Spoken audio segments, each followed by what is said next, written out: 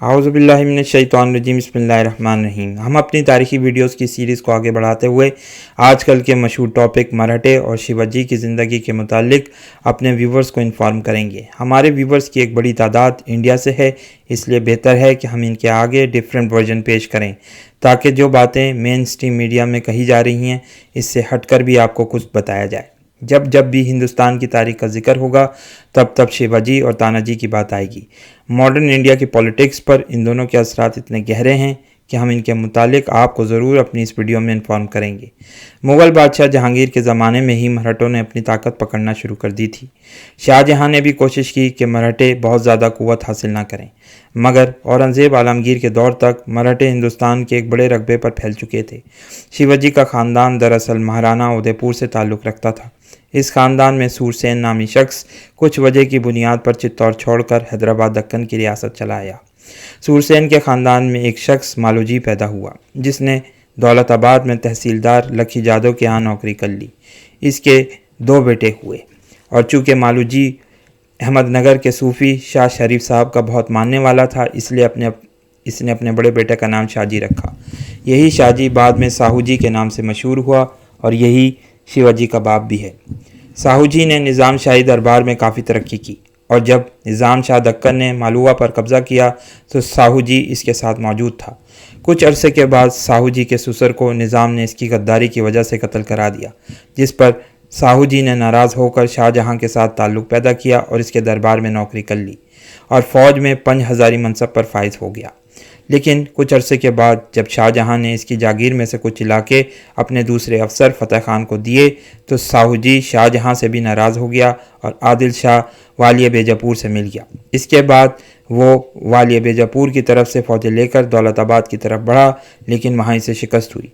शाहजहां ने भागते हुए साहूजी को पकड़ने के लिए अपने बेटे औरंगज़ेब आलमगीर को अपॉइंट किया। साहूजी ने हैदराबाद दक्कन की रियासत के बाज़ इलाकों पर कब्ज़ा करके निज़ाम शाह ख़ानदान के एक लड़के को इसका वारिस करार दे दिया और इसको इसके तख्त पर बिठा दिया। शाहजहां ने बाद में साहूजी को शिकस्त दी और फिर इसको बेजापुर भगा दिया। आदिल शाह वालिय बेजापुर ने साहूजी को पूना और सूपा को इसकी जागीर में दे दिया था। शिवाजी भी अब जवान हो चुका था। कुछ अरसे के बाद जब आदिल शाह बीमार हुआ तो शिवाजी ने अपने असर रसूख को बढ़ाते हुए आसपास के इलाकों में खूब लूटमार शुरू कर दी और कोकन के तमाम इलाके पर अपना कब्ज़ा कर लिया। इस तरह से शिवाजी के मज़ालिम बढ़ते जा रहे थे। ये देखकर शाहजहां ने औरंगज़ेब को लिखा कि बेजापुर पर कब्ज़ा कर लिया जाए, वरना शिवाजी को रोकना मुश्किल हो जाएगा। इसी दौर में शाहजहां बीमार पड़ गया और मुग़ल शहज़ादों के दरमियान तख्त के लिए जंग शुरू हो गई। ये देखकर शिवाजी की हिम्मत और बढ़ गई। यहाँ हम ये बताते चलें कि इन तमाम वाक़यात को आप मशहूर किताबों खानी खान, तासुर आलमगीरी, तारीख़ एल्फिंस्टोन, असारुल उमरा और स्टैनली लेनपोन की किताबों में पढ़ सकते हैं। अलगर्ज़ ये कि शिवाजी ने ज़बरदस्त तैयारियाँ की, 40 किले तैयार कराए, जज़ीरों में नेवी को स्ट्रॉन्ग किया और तकरीबन तमाम बेजापुर के इलाकों पर अपना कब्ज़ा जमा लिया। ये देखकर अली आदिल शाह, जो इस वक्त आदिल शाह के इंतकाल के बाद बादशाह था, इसने अपने सिपह सलार अफजल खान को शिवाजी के मुकाबले के लिए भेजा। ये देखकर शिवाजी घबरा गया और अपनी बुज़दिली की वजह से अफजल खान को चीट करने के लिए इसने बादशाह को लिखा कि मैं अफजल खान से मुलाकात करना चाहता हूँ ताकि माफ़ी मांग सकूँ और ये मुलाकात इस तरह से हो कि दोनों के पास कोई हथियार ना हो। अफजल खान बग़ैर हथियार के शिवाजी से मिलने आया, लेकिन शिवाजी ने आगे बढ़कर अफजल खान को गले लगा लिया और अपनी आस्तीन में छुपे हुए खंजर से इसको कत्ल कर दिया। आलमगीर इस वक्त अपने भाइयों के साथ जंग में मसरूफ़ था, मगर शिवाजी की सारी चीटिंग से वो वाकिफ़ था। चुनांचे इसने शाइस्ता खान अमीरुल उमरा को शिवाजी के लिए भेजा।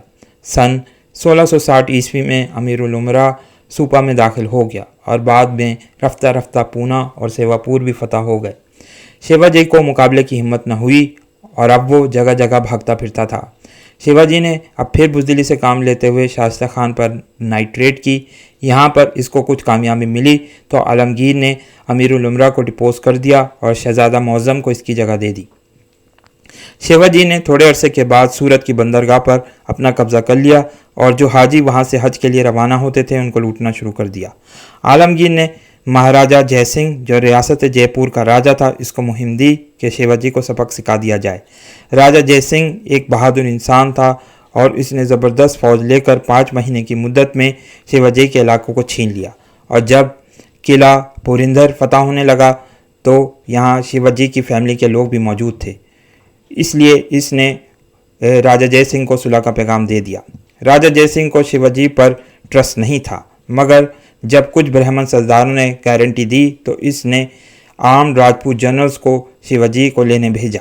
शिवाजी ने राम जय सिंह के सामने हाथ जोड़े और खूब रो धो कर माफ़ी मांगी और कहा कि इसके बड़े बेटे संभाजी को बतौर ज़मानत कैद कर लिया जाए, और कहा कि जब भी मुग़ल शहंशाह को ज़रूरत होगी वो फ़ौरन हाजिर होगा। शिवाजी ने बादशाह की अताअत कबूल की और 23 किलो की चाबियाँ राजा जय सिंह के हवाले कर दी। शिवाजी आगरा, जो इस वक्त मुग़ल सल्तनत का पायतख्त था, में आकर औरंगज़ेब से मिला और आदाब बजाय लाया और नज़र पेश की। यहाँ कुछ मौरखीन यानी हिस्टोरियंस औरंगज़ेब को इल्ज़ाम देते हैं कि इसने शिवाजी के साथ अच्छा सलूक नहीं किया।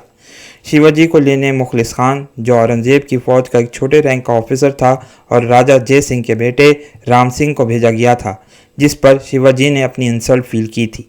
लेकिन अगर गौर किया जाए तो शिवाजी कोई मेहमान राजा नहीं था, बल्कि इसको शिकस्त दे दी गई थी, इसलिए ये एतराज़ और आर्ग्यूमेंट स्ट्रॉन्ग नहीं है। औरंगज़ेब और शिवाजी के दरमियान ये सुलह सन 1670 तक रही, और सन 1674 के आते आते शिवाजी ने करीबन तमाम दक्कन के इलाकों पर अपना कब्ज़ा जमा लिया था। और फिर 6 जून सन 1674 को इसने अपने नाम का सिक्का जारी किया और एक बड़ा जश्न मनाया। फ़ारसी के बजाय संस्कृत को सरकारी ज़बान बनाया, और वो अब धर्म कर्म में भी पहले से ज़्यादा कट्टर हिंदू हो गया था। इसके फ्लैग को भगवा झंडा कहा जाता था। वो नारंगी रंग और गाय की दूम की तरह का था। यही बात है कि आज आरएसएस और बीजेपी भी इसी भगवा झंडे को हिंदुस्तान का सरकारी झंडा मानते हैं। मार्च सन 1680 में शिवाजी को बुखार ने आ लिया। इसके बाद इसको डायरिया भी हो गया, और इस तरह 5 अप्रैल सन 1680 को इसका इंतकाल हो गया। इसके इंतकाल के बाद इसके बड़े बेटे संभाजी ने मराठों के बादशाह की हैसियत से इक़्तिदार संभाला। सन 1689 में औरंगज़ेब ने संभाजी को गिरफ्तार कर लिया और मौत के घाट उतार दिया, लेकिन मराठों की कार्रवाइयाँ जारी रहीं, जिसने बाद में पानीपत की तीसरी लड़ाई को जन्म दिया। और आज हम फिर देख रहे हैं कि हिंदू इंतहा पसंदी और मराठों के दीवाने एक दफ़ा फिर हिंदू मुस्लिम इत्तेहाद को नुकसान पहुँचाने के दर पे हैं। इस वीडियो को लाइक कीजिए, शेयर कीजिए, दोस्तों के साथ डिस्कस कीजिए।